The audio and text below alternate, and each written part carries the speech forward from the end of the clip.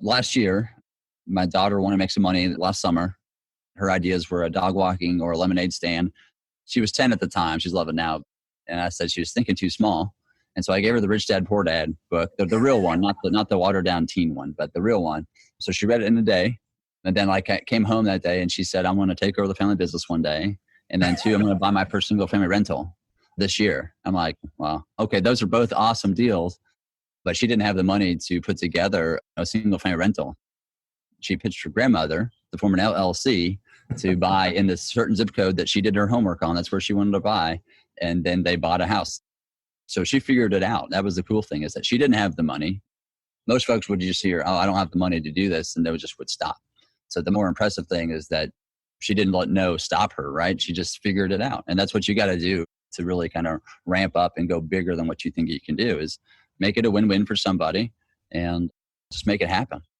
The only thing holding you back is how much capital you have to start out with. If you don't have any, again, be creative and make it a win-win and then create that capital so you can jump as fast as you can into multifamily.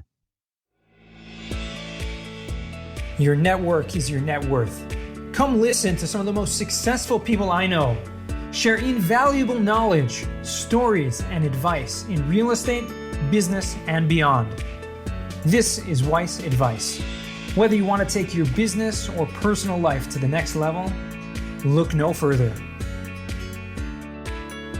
Welcome back to Weiss Advice. I am your host, Yona Weiss, and it is a beautiful day here. I mean, for me, it's beautiful, but I have an amazing guest here with me, Kenny Wolfe, who is in a much more beautiful environment. I mean, he doesn't have a green screen over there. If you're watching the video on this, you got to check it out. I'd love to be in that type of environment, National State Park.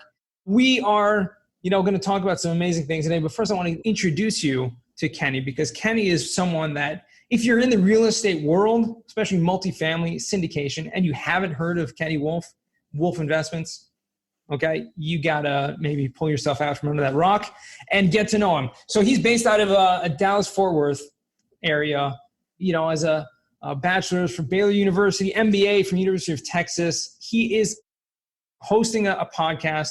He's doing so many things, runs a real estate investment firm with over $250 million, probably more now, right? Because we just closed this deal last week, right? So we're up over 270 million, all across Texas, Colorado, Louisiana, Arkansas, Oklahoma, Ohio. He is passionate about success, investment, not just for himself, for his investors. And I just want to talk to you a little bit about, Kenny, if you don't mind, a little bit about how you started. Because, if people don't know Kenny, I think you're like, in my opinion, you're like the Texas poster boy. Right? Well, thank you. I appreciate it. What I mean by that, I mean that in the nicest way. I mean, because you started in oil, right? Oil and gas, that was your background. And from that, you took that wealth, and you just went straight into real estate. So I think it's kind of like the Texas dream, right? Is the combining oil and real estate. And you've done it very successfully. So let's touch on that. I want to ask you, this is a question a lot of people ask, because, a lot of people starting out in real estate, maybe some of our listeners right now, especially if you're on bigger pockets, and that's like a place where a lot of people start out, you want to start off small, right? Start off small in real estate. You get maybe a single family, maybe do a house hack, get a duplex, live in one side, rent out the other. Now you took a totally different approach to that. So what's your opinion on, going bigger, or maybe just give some context to that? And what's your approach on going big or going small? Yeah, I mean, it's a kind of a big mantra of ours is go big or go home, And so we went from 0 units to 76 unit syndication. I think it was, it really set us on a different path than someone who bought a 32 unit. And I say that because the 76 unit that I bought through a syndication was a portfolio deal.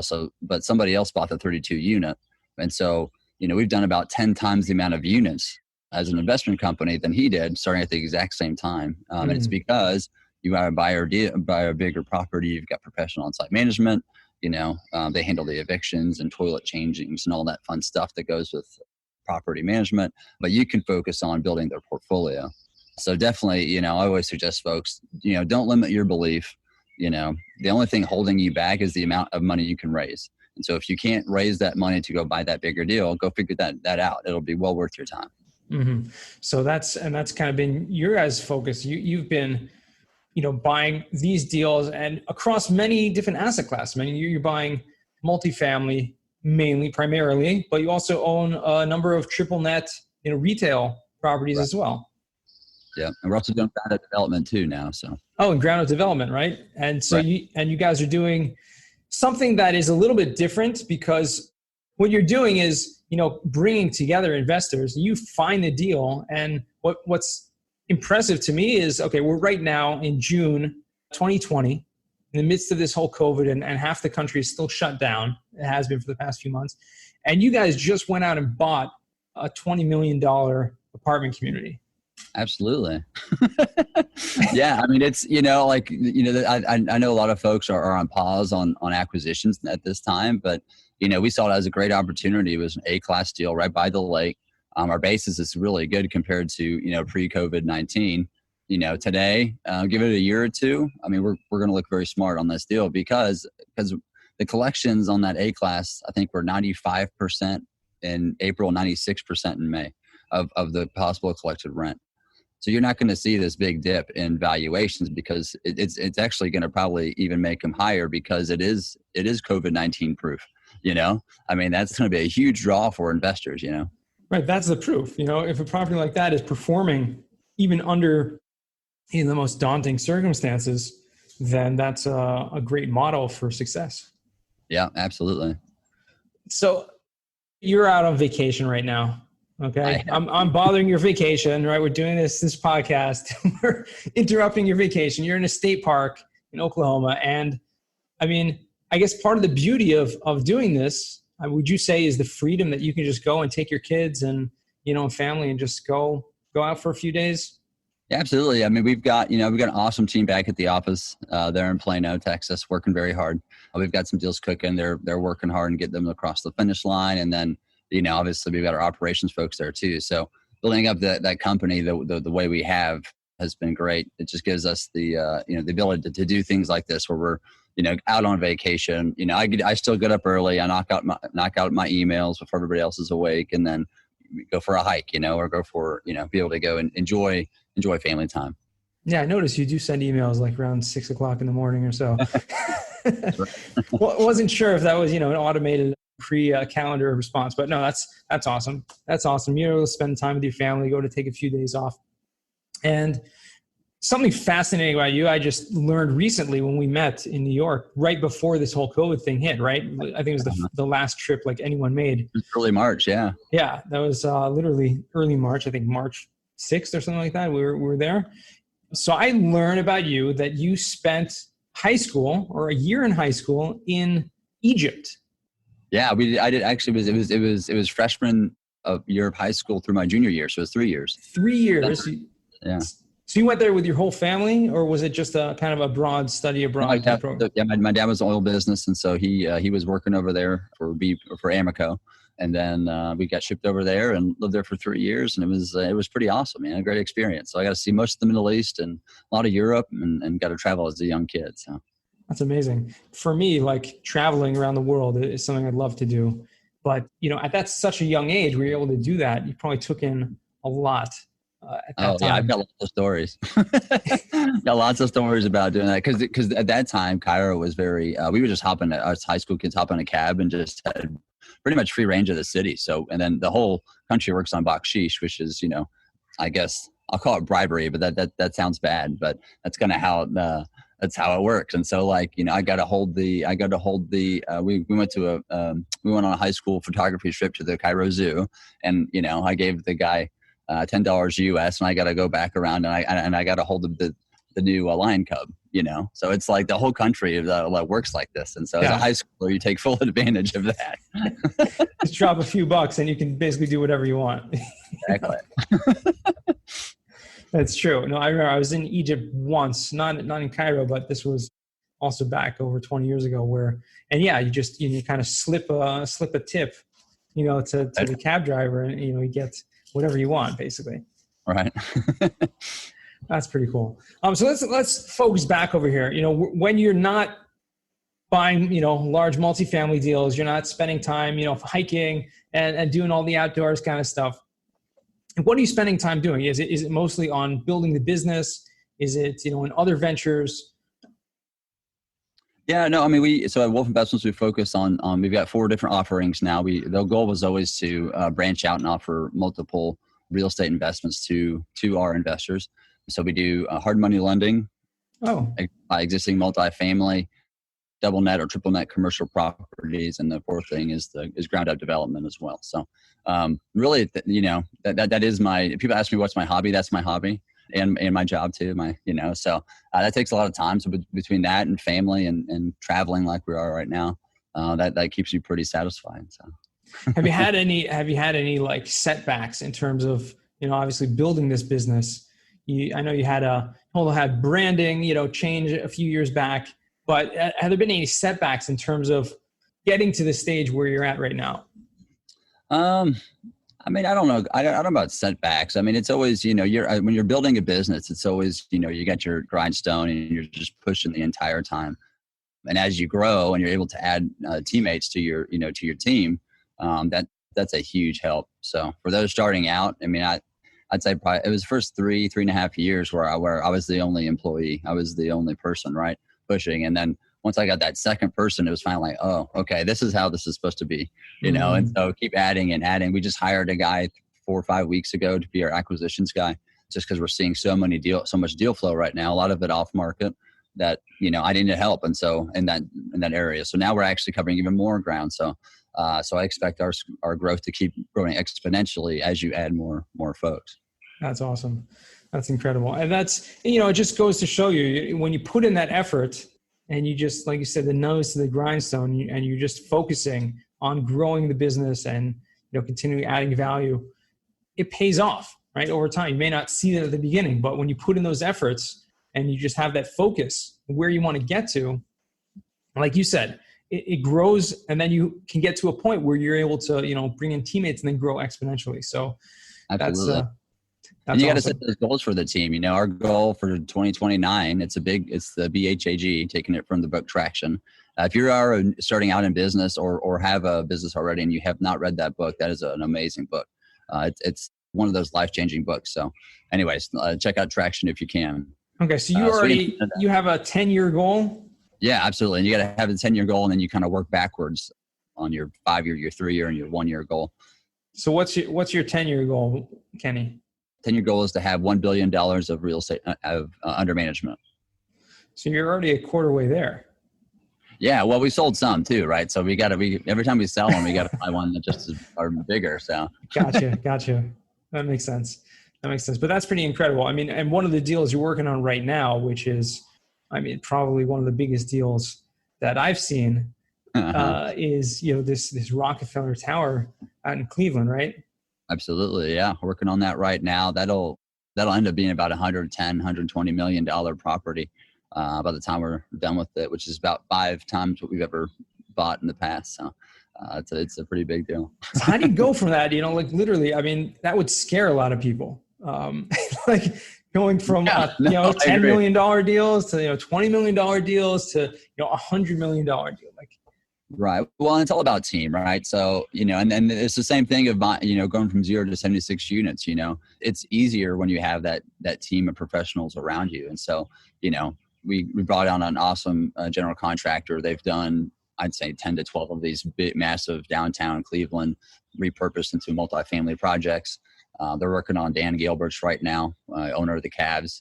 So when you bring in those kind of teammates, and also we brought in a mortgage broker that specializes in these historic properties, because there's so many. There's it's a historical building, so there's all these tax incentives, these grants that we get from the state and from the federal government.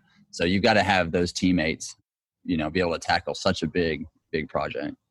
And would you say for someone starting out who's, I think listening to this right now is like, well, this guy, he started with oil and, he's a big hotshot Texas guy and he's buying, millions of dollars. Little old me, right? How can I even start? Right. What would you say to that guy? So last year, my daughter wanted to make some money last summer. Her ideas were a dog walking or a lemonade stand. How old is your daughter? She was 10 at the time. She's 11 now, and I said she was thinking too small. And so I gave her the Rich Dad Poor Dad book, the real one, not the watered down teen one, but the real one. So she read it in a day. It's an easy read. And then I came home that day and she said, I'm going to take over the family business one day. And then 2, I'm going to buy my first single family rental this year. I'm like, well, okay, those are both awesome deals. But I've been taking her on a business trip at least once a year with me. So she goes up, we tour the property, she speaks to the managers, she sees what a make-ready unit looks like. So she's been tagging along for a few years now, but so she caught the bug, which is a great thing to hear. But she didn't have the money to put together a single family rental. She'd be getting a few stocks every Christmas and thing, so she had about $5,000 to her name.